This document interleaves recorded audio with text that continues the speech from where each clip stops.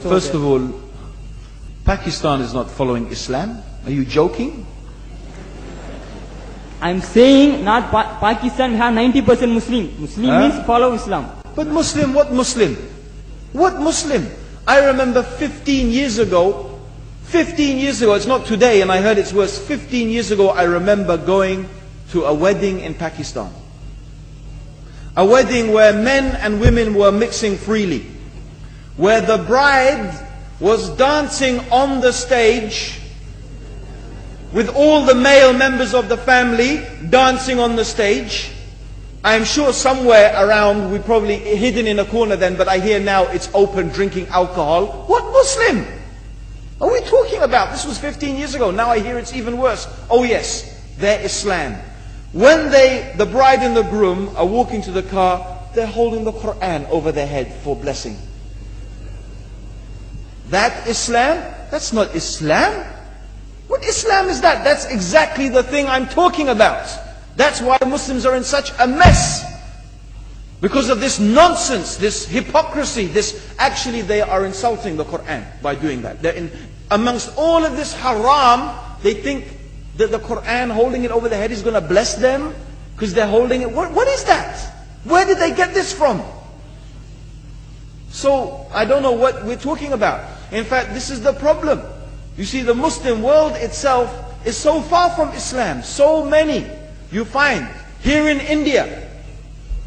I know it's not a Muslim country, but there are lots of Muslims here.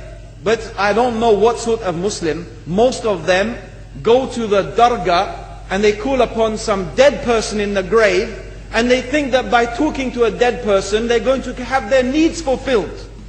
What's the difference between that and worshipping an idol? There's no difference, believe me. It's shirk. I've seen it myself with my own eyes. I'm praying in the masjid, the adhan goes, the people are praying in the masjid, and the people in the dargah are not coming to the mosque to pray. They're still going around the dargah and making all their whatever the things they do. What's that? That's not Islam. You go to many countries, you find Pakistan, you want to see Islam in Pakistan. You know, in England, in every street corner we have a pub. You know what's a pub? You know what's a pub? Like a bar, you know, a place where you sit and drink alcohol. Yeah? Yes? In Pakistan, believe me, they have something worse than that. Yes, worse. On every street they have a picture of a palm. Everywhere you see it, hanging from the windows. They have the picture of a palm. What's that advertising? Something worse than drinking alcohol. An invitation to disbelieve in Allah. That they're going to read your hand and tell your fortune. Shirk.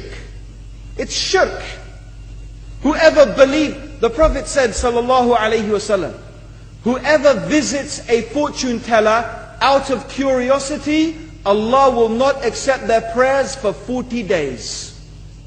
Whoever believes in the fortune teller has disbelieved in Allah and His Messenger. That includes, by the way, horoscopes. Yet and you see in Pakistan, a picture everywhere of a hand. Worse than a pub. Worse than a pub. It is better to drink alcohol than make shirk with Allah. Yes. So this is the Muslim countries. You will not find one except they are not doing magic and shirk and kufr, or except maybe one or two you will find. So this is the state of the Muslims. So no wonder we're in the confusion and the chaos. So these are not good examples. And this is really, in fact, the very reason that I'm saying why we are in such a big mess.